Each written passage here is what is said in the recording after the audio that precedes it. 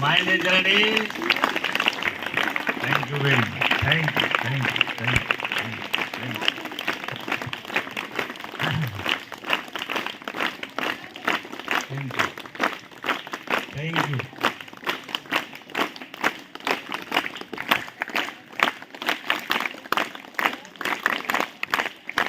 Now start.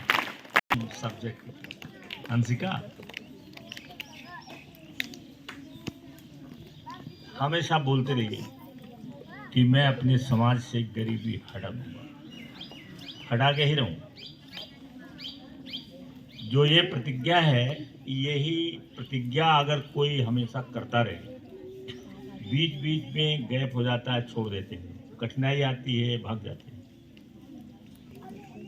और जो व्यक्ति लड़ता रहता है, चलता रहता है, वो एक दिन कामयाब होता है।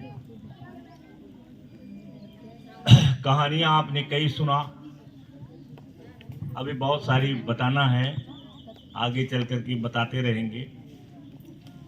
कौन कौन सी कहानी याद है जो आपके दिमाग में चल रही है, उसको कहते हैं अंग्रेजी में रिजोनेट करना।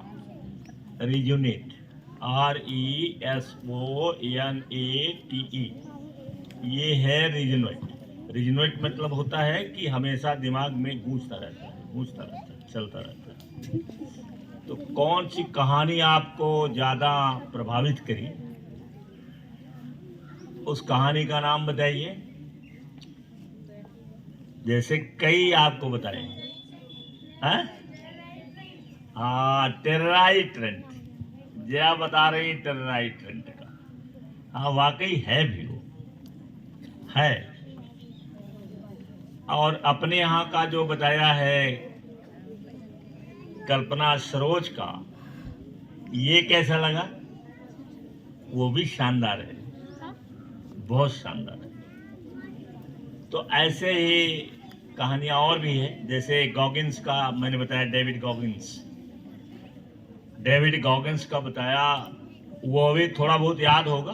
किसको किसको याद है डेविड गॉगिन्स के बारे में जो मैंने बताया है? याद ना कि उसके पिताजी हमेशा उसको मारते रहते थे, उसकी माँ का बाल उखाड़ लेते थे, पकड़ करके घसीट के ले जाते थे। ये डेविड गॉगिन्स है। तो इन लोगों की कहानियों से हमें प्रेरणा मिलती है, और इन्होंने गरीबी का जो चक्र है या ट्रैप है, ट्रैप किसे कहते हैं? What is trap? ट्रैप। तो जो गरीबी का इनके ऊपर जाल था, कठिनाइयों का जाल था, उससे इन्होंने मुक्ति लिया, और अनेक लोगों को उन्होंने प्रेरणा दे करके और लोगों को भी सफल बनाया। तो ये जो देखिए आज का जो विषय है गरीबी का ट्रैप, हम विदेश के बारे में कम पढ़ करके अपने देश के बारे में बात करेंगे। आज हम अपने देश के बारे में बात करेंगे। देखिए, गरीब परिवार है ऐसा हमारे यहाँ जो उनके पिताजी के पिताजी सब गरीबी में रहे ना, और वो गरीबी से मुक्ति मिल नहीं रही। यहाँ तक कि हमारे देश में जो लोअर मिडिल क्लास है, जैसे हम लोग आएंगे उसमें, ये और गरीब रोज होता जा रहा है। तो गरीबी का ट्रैप का मतलब ये होता है कि गरीबी जो अपने आप बढ़ती रहती है और उससे निकल पाने का कोई उपाय नहीं होता है, वो गरीबी का ट्रैप है। जैसे एक चूहा ट्रैप में फंस गया, या एक शेर ट्रैप में डाल दिया गया, तो जब तक ट्रैप खुलेगा नहीं तब तक वो उसमें से बाहर निकलेगा नहीं। तो जब हमारा जो समाज है एक गरीबी के ट्रैप में फंसा हुआ है, दादा परदादा से लेकर के सब लोग एक तरह से गरीबी में ही चलते जा रहे हैं। और नई पीढ़ी में कुछ आ करके जो शिक्षा दीक्षा लिए वो अभी फंसते ही जा रहे हैं, क्योंकि उनको जॉब नहीं मिल रहा है और छोटी मोटी नौकरी करते हैं। तो छोटी मोटी नौकरी करते हैं तो उस नौकरी से क्या होने वाला है? उससे तो कुछ होने वाला नहीं। केवल हम अपने खर्चे चला सकते हैं, लेकिन कोई मुसीबत आपके घर में आ जाती है या किसी को पढ़ाना है आपके घर में, और पढ़ाई का जो सिस्टम है हमारे यहाँ, ये सब प्राइवेटाइजेशन में जा रहा है और जहाँ की फीस जमा करना बड़ा मुश्किल हो जाता है। जहाँ की फीस जमा करना मुश्किल होता जाता है, चाहे निम्न नीचे की शिक्षा हो या ऊपर की शिक्षा हो, उसकी फीस नहीं लोग जमा कर पाएंगे और शायद जमा भी नहीं कर पाते हैं और बच्चों को छुड़ा देते हैं और बच्चे पढ़ नहीं पाते। तो वो उस जाल में फंसे हुए हैं जिस जाल में माता पिता और दादा परदादा फंसे, उसी जाल में। तो ये गरीबी का जो ट्रैप है ये हमारे यहाँ बहुत जबरदस्त है, हमारे यहाँ जबरदस्त है। और गरीबी के ट्रैप में, गरीबी का जो ट्रैप बना हुआ है, जाल बना हुआ है, वो क्यों है इसको भी समझ लीजिए कि हमारे देश में चूंकि यहाँ पर जो गुलामी थी, ध्यान से सुन लो, निकल नहीं पाओगे, जो गुलामी थी, जैसे यहाँ पर राजा महाराजा या विदेश के लोग आए, आक्रमण किए, और जब वो इस देश में स्थापित हो गए तो उन्हें गरीबों से कोई लेना देना नहीं था। जो यहाँ के गरीब लोग थे उनसे कुछ लेना देना नहीं था। उनको उन्होंने गुलाम बनाया, दास बनाया। उस समय एक परंपरा थी, जब यहाँ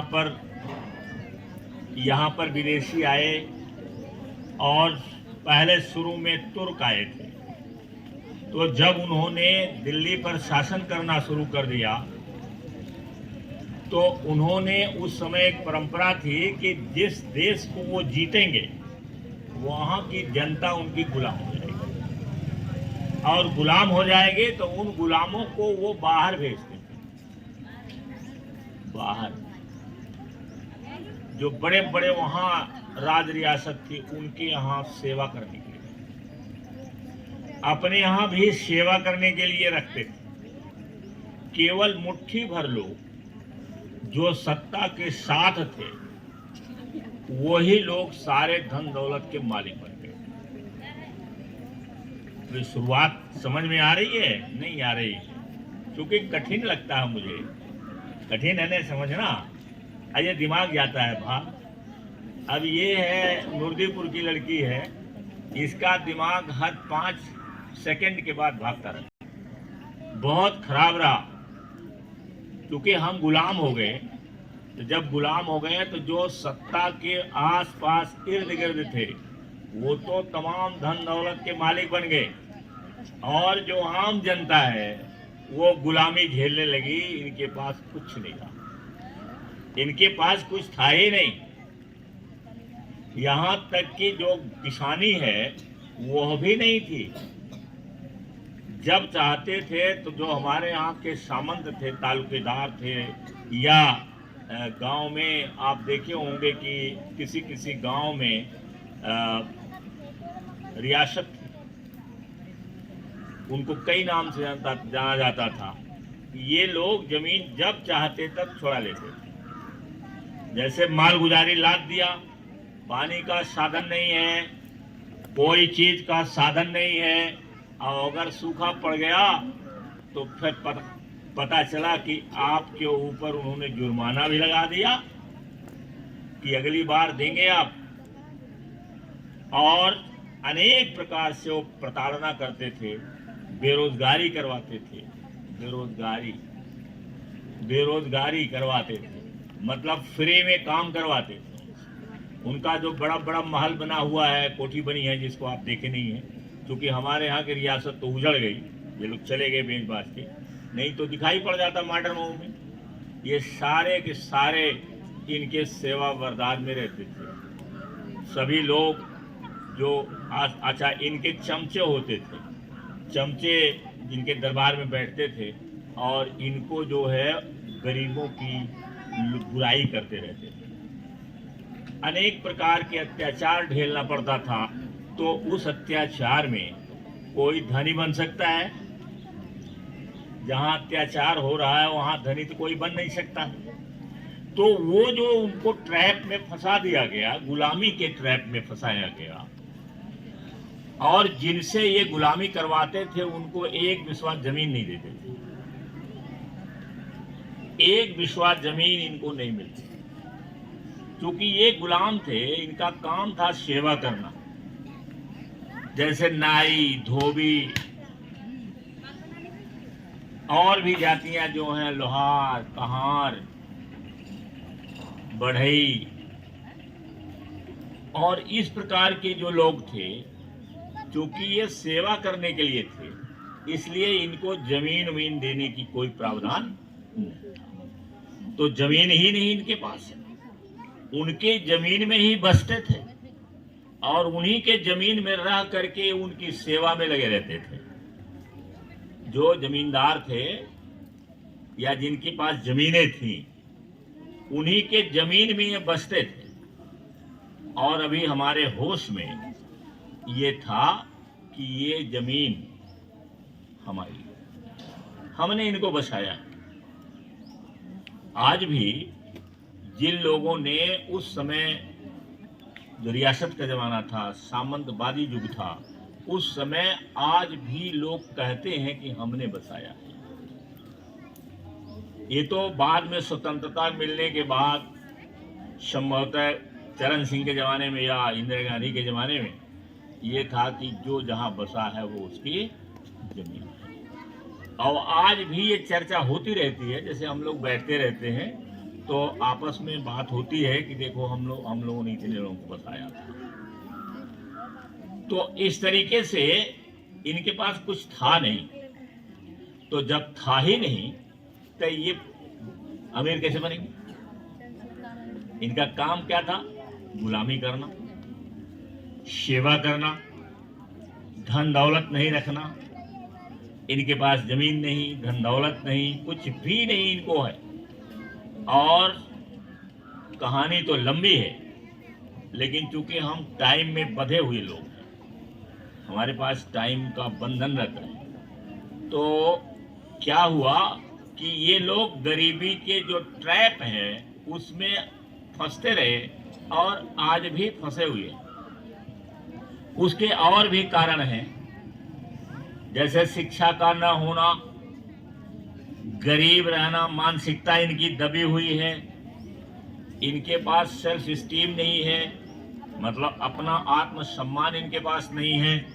इतना दबाया गया है इनको, इतना दबाया गया है इनको, इतना दबाया गया है कि इनके पास अपना कोई सेल्फ स्टीम नहीं है। और जब तक सेल्फ स्टीम आपके पास नहीं रहेगी, तब तक आप अमीरी की तरफ कदम नहीं बढ़ा सकते। गरीबी से अमीर बनना कोई कठिन काम नहीं है, कठिन तो है। जैसे सरोज को आपने देखा, कितना प्रताड़ना झेलना पड़ा, है कठिन, लेकिन इतना कठिन नहीं है कि आप अमीर नहीं बन सकते, धनी नहीं बन सकते। अगर शिक्षा आपकी सही है, आप चाहे, जैसे गॉगिन्स को मैंने कहा, तो गॉगिन्स के पिताजी कितना प्रताड़ित करते थे, कितना प्रताड़ित करते थे, खून बहता था, बेल्ट से मारते थे, पिस्टल उसको दिखाते थे छोटे बच्चे को। इतना के बावजूद गॉगिन्स उस जाल से निकल गया और फौज में गया, और वो फौज जो अमेरिका के सबसे ताकतवर फौज, क्योंकि इतना ज़्यादा वो सह लिया था कि अब उससे ज़्यादा उसे सहने के लिए कुछ बचा नहीं। बन गया, स्ट्रैप से बाहर आ गया, सरोज स्ट्रैप से बाहर आ गई, ऐसे अनेक लोग जो इससे बाहर आ गए। तो शिक्षा ही एक ऐसी चीज है जो आपको इस ट्रैप से बाहर निकाल सकती है। अंबेडकर भी थे।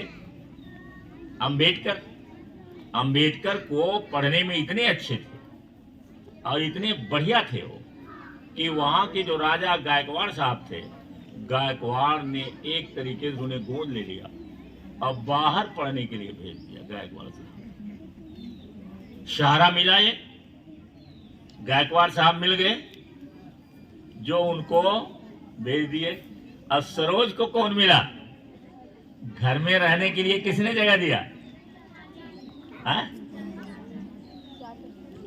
नहीं, चाचा तो दिए, लेकिन जब परिवार लेके वो गई, इस पूरा इंटरव्यू नहीं सुना। गुजराती परिवार था, गुजराती परिवार ने इनको रखा अपने यहाँ।